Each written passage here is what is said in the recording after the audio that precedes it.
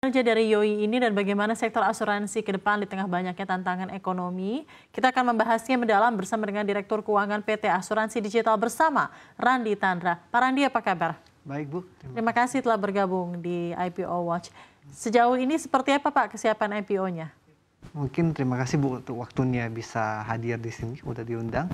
So far berjalan dengan lancar Bu. Kita targetkan listing untuk Januari 2025. Kemudian dari proses yang telah berjalan semuanya sudah berjalan lancar dan kita harapkan kita bisa mencapai target listing di Januari 2025.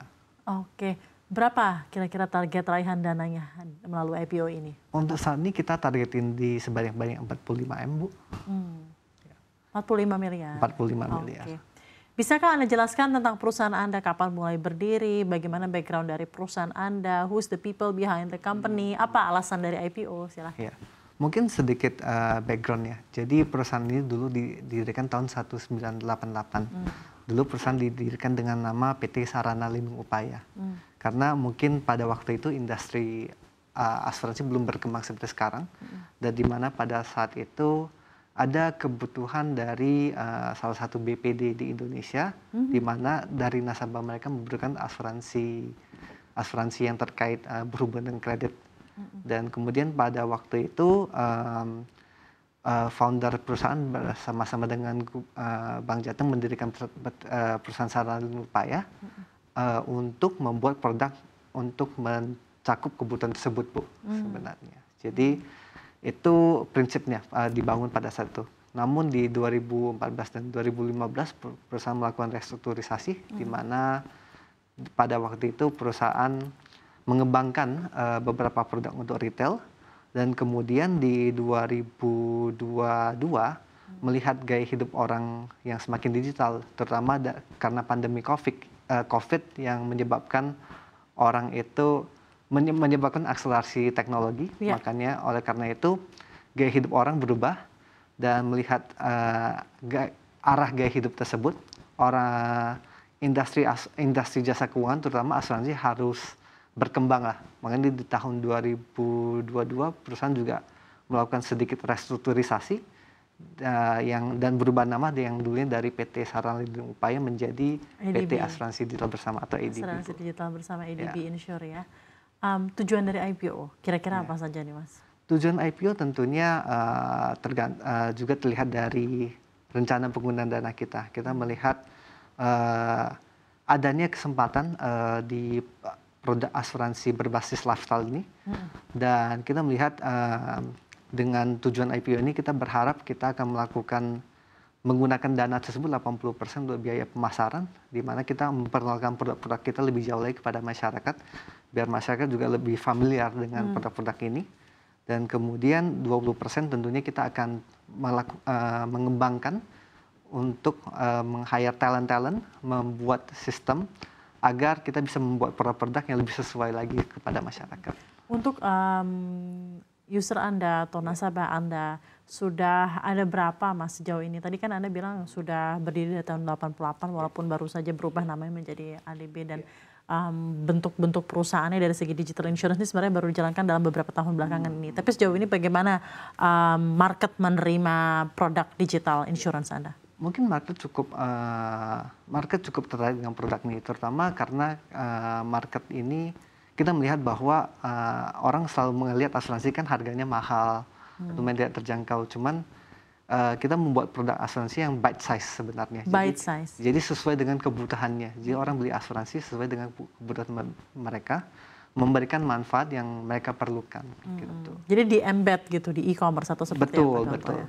Jadi untuk kerjasamanya sendiri kita juga sudah kerjasama dengan salah satu OTA terbesar di Indonesia.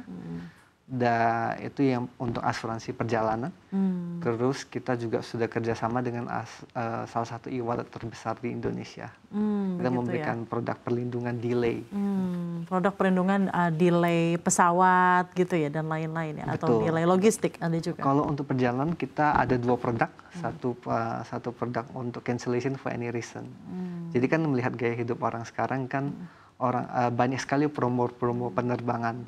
Tapi yang belum nggak pasti dapat itu kan kayak cuti dari bos kan ya biasanya Iya, kan iya, gitu iya. kan. Jadi kita bikin produk namanya cancellation for any reason. Oh, nice. Jadi Tapi orang Anda meng-embed itu ke e-commerce atau suatu OTA gitu ya? betul Oke. sekali, Bu. Tapi adakah produk Anda yang memang langsung dipasarkan langsung dengan melalui produk atau distribution channel Anda sendiri, instead of embedding ke other third parties gitu? Untuk saat ini belum, tapi kedepannya terutama di tahun depan, mana salah satu yang kita harapkan adalah dari tujuan IPO ini adalah mengembangkan pemasaran kepada channel-channel tersebut, Bu. Oh gitu ya, jadi nanti akan punya bentuk insurance sendiri gitu ya. Betul. Oke. Nah untuk yang bite size ini menarik ya, bite size insurance. Something yang menarik tentang bite size insurance ini adalah orang itu ada tendensi secara psikologis akan membeli bite size insurance karena dia itu ingin membeli sesuatu yang memang ada urgensinya gitu kan. Betul. Kayak misalnya nih saya mau beli tiket ke let's say ke kota ini, tapi saya tahu aduh kayaknya nih saya nih ada kemungkinan nggak dapat cuti gitu kan misalnya. Tapi kan jadi orang ketika ada some kind of psychological effect itu ada keputusan untuk membeli insurance dalam waktu yang lebih kecil, dalam waktu yang lebih cepat dan dalam jumlah yang lebih kecil gitu ya. Tapi itu spesifik sesuai dengan needs gitu ya. Betul sekali. Kira-kira tren kedepannya ini akan seperti apa Anda melihatnya di tahun-tahun ke depan dengan penggunaan gadget juga semakin erat gitu di kehidupan sehari-hari orang gitu. Mungkin di tahun depan kita melihat ada beberapa produk yang akan kita targetkan. Satu yang mungkin sudah saya cerita tadi. Jadi kan bite size insurance itu tadi ya. Kalau sekarang kan orang itu keluar rumah itu dulu ya. Kalau dulu orang keluar rumah yang penting bawa dompet. Sekarang kan kalau orang keluar rumah yang penting HP. Karena sekarang HP bisa melakukan segalanya termasuk booking transportasi, pembayaran. Ya. Tahun depan kita rencana untuk bikin gadget insurance juga, Bu. Jadi seperti apa tuh gadget insurance? Gadget insurance sih standar, Bu. Jadi kalau misalnya terjadi sesuatu hal yang menyebabkan HP-nya rusak atau HP-nya retak, kita akan melakukan penggantian atas gadget tersebut gitu. Dan untuk subscribe-nya melalui? Kita rencana akan melaunching aplikasi kita di tahun depan dan di mana kita harapkan produk tersebut bisa ada di aplikasi tersebut. Oke, gitu. menarik.